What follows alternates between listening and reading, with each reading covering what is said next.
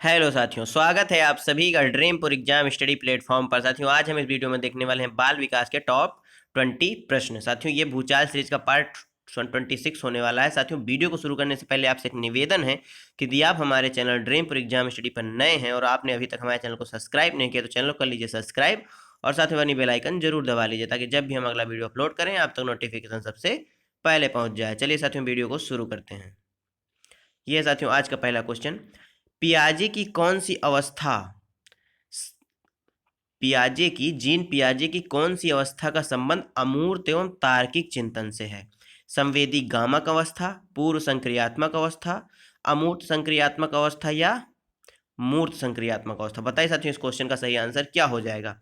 साथियों, आप सभी जानते हैं जीन पियाजे महोदय ने संज्ञानात्मक विकास का सिद्धांत दिया है। किस चीज का साथियों? संज्ञानात्मक विकास का सिद्धांत दिया है और इन्होंने बौद्धिक विकास की यानी संज्ञानात्मक विकास की 4 अवस्थाओं का वर्णन भी किया है। तो साथियों, इसमें पूछा गया है अमूर्त एवं तार्किक चिंतन किस अवस्था में बालक के अंदर आ जाता है? तो साथियों, किस अवस्था में आ जाता है? अमूर्त संक्रियात्मक अवस्था में। साथियों, यह अवस्था कब से कब तक की होती है? तो यह साथियों 11 वर्ष से 15 वर्ष तक की अवस्था होती है, यानी ऑप्शन सी इस क्वेश्चन का एकदम करेक्ट आंसर हो जाएगा। अगला क्वेश्चन साथियों, एक आदर्श अध्यापक में पाया जाने वाला गुण क्या है? लोकतंत्रात्मक दृष्टिकोण, विषय वस्तु पर अधिकार, बाल मनोविज्ञान का ज्ञान या उपयुक्त सभी? बताइए उस क्वेश्चन का सही आंसर क्या हो जाएगा। तो साथियों, एक आदर्श अध्यापक में लोकतांत्रिक गुण होना चाहिए। वह बच्चों को अभिव्यक्ति की स्वतंत्रता दे, बच्चे अपने क्वेश्चन शिक्षक के सामने पूछ सकें, इसलिए उसके अंदर लोकतंत्रात्मक गुण या दृष्टिकोण होना चाहिए। और शिक्षक के अंदर विषय वस्तु पर अधिकार भी होना चाहिए, जो विषय वह पढ़ा रहा है उसका अच्छा नॉलेज उसको होना चाहिए।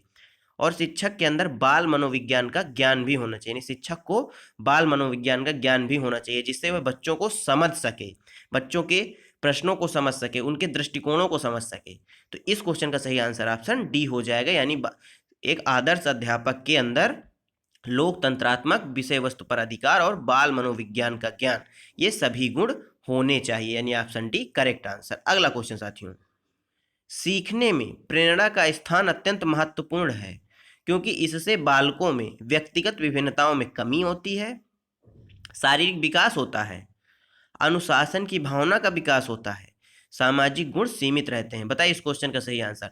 सीखने में प्रेरणा का स्थान अत्यंत महत्वपूर्ण है, क्यों यह पूछा गया है? बताइए। व्यक्तिगत विभिन्नताओं में कमी आती है क्या इससे?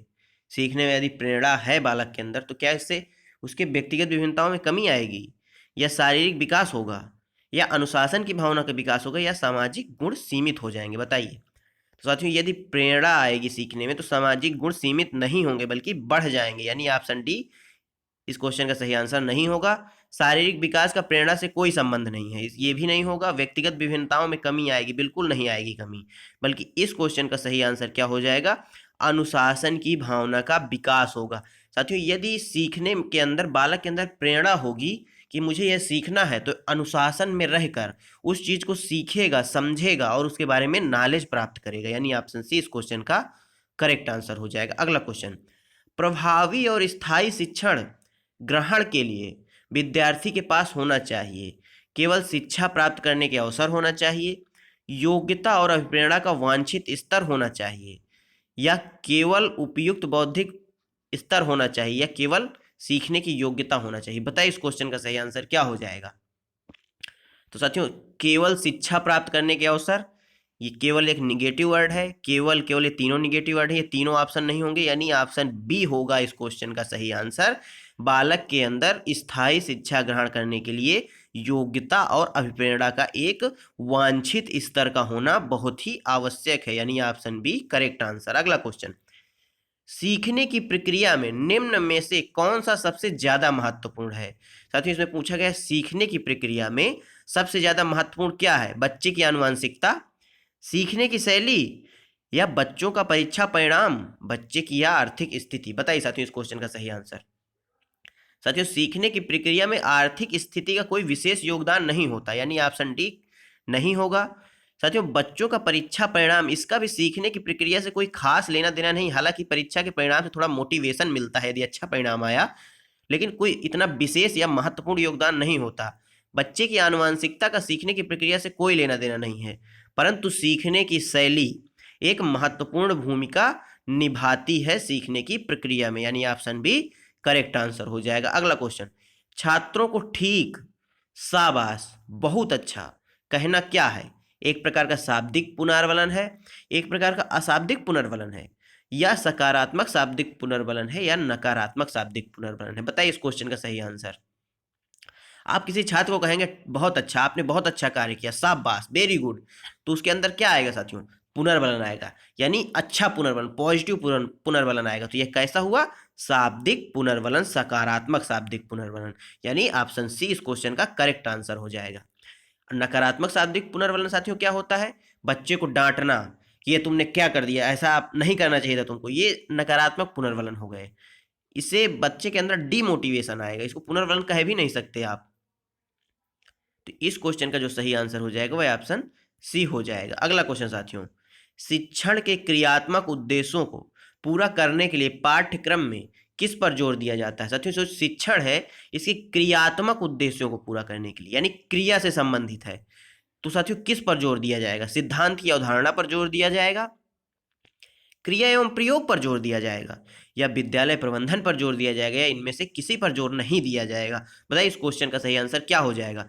साथियों क्रियात्मक उद्देश्यों की पूर्ति की बात की गई है, तो साथियों क्रिया और प्रयोग पर जोर दिया जाएगा, यानी ऑप्शन बी करेक्ट आंसर हो जाएगा साथियों इसका। अगला क्वेश्चन साथियों, आउट ऑफ द बॉक्स चिंतन किससे संबंधित है?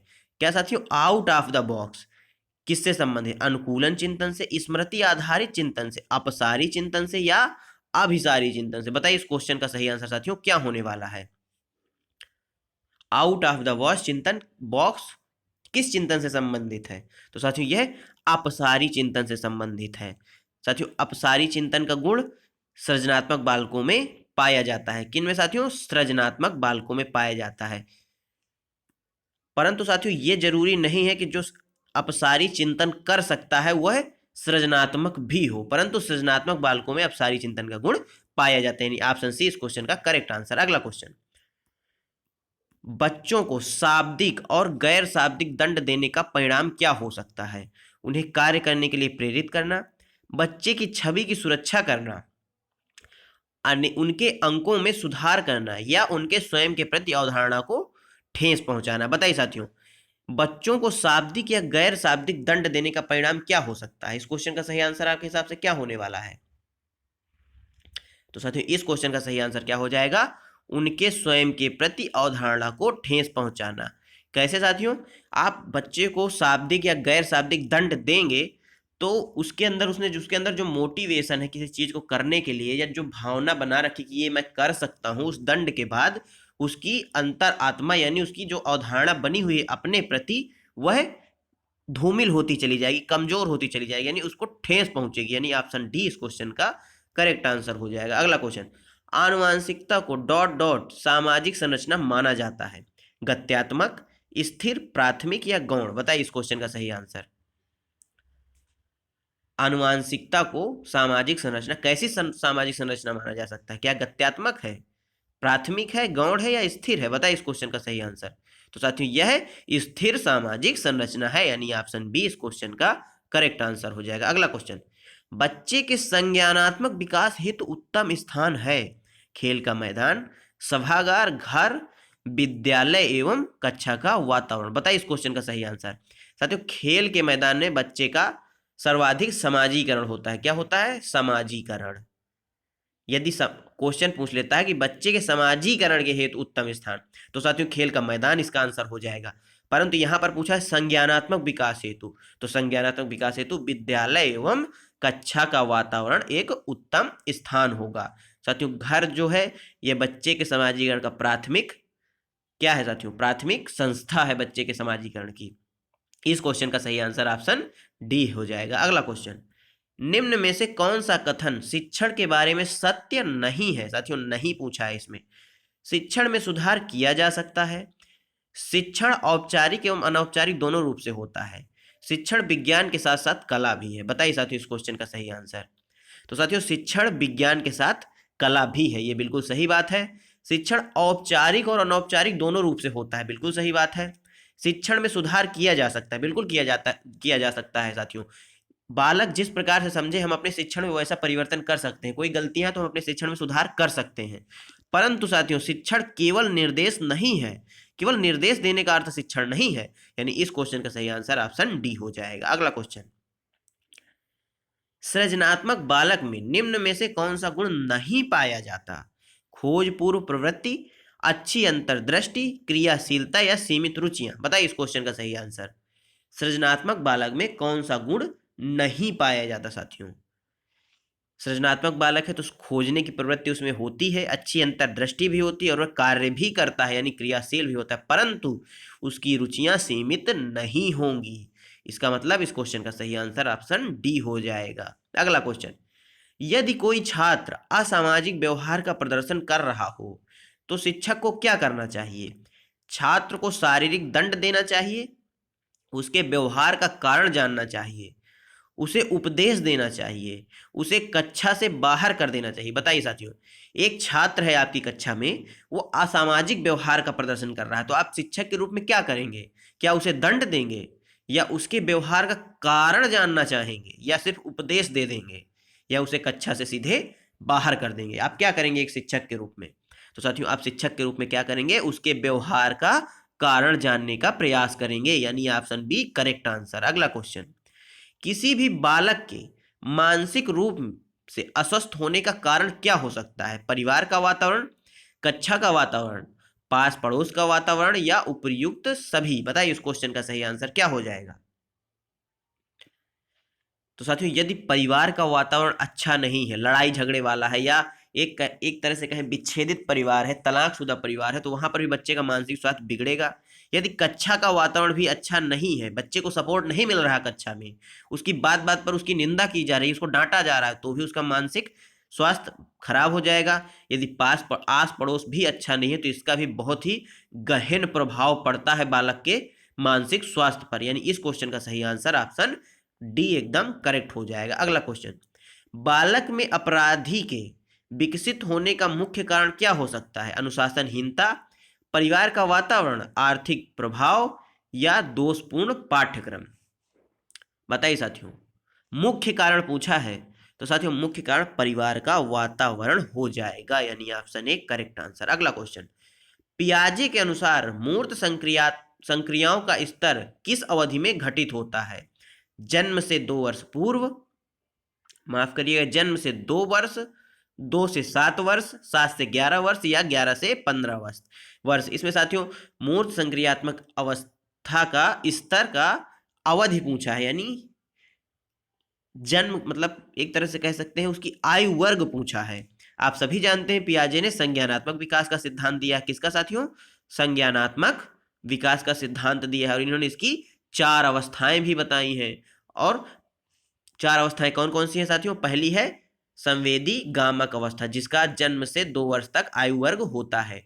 दूसरी है पूर्व संक्रियात्मक अवस्था जो 2 से 7 वर्ष तक चलती है। तीसरी है मूर्त संक्रियात्मक अवस्था जो 7 से 11 वर्ष तक चलती है। और चौथी है 11 से 15 वर्ष तक, यानी यह अमूर्त संक्रियात्मक अवस्था हो गई। इस क्वेश्चन का सही आंसर क्या हो जाएगा? ऑप्शन सी 7 से 11 वर्ष मूर्त संक्रियात्मक अवस्था हो जाएगी। अगला क्वेश्चन साथियों, निम्नलिखित में से क्या बच्चों के सृजनात्मकता के विकास में सहायक नहीं है साथियों? खेल, भाषण, कहानी लेखन या निर्माण संबंधी क्रियाएं। बताइए साथियों इस क्वेश्चन का सही आंसर।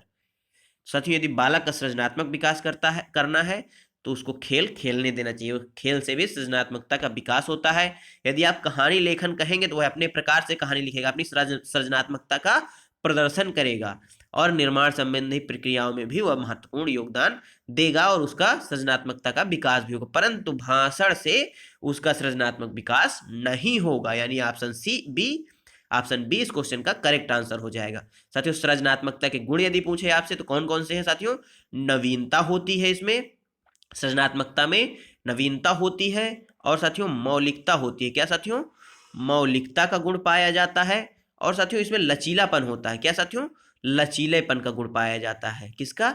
लचीलेपन का गुण पाया जाता है। इस क्वेश्चन का सही आंसर क्या हो गया? ऑप्शन बी साथियों। अगला क्वेश्चन, शिक्षा मनोविज्ञान का संबंध किससे नहीं है साथियों?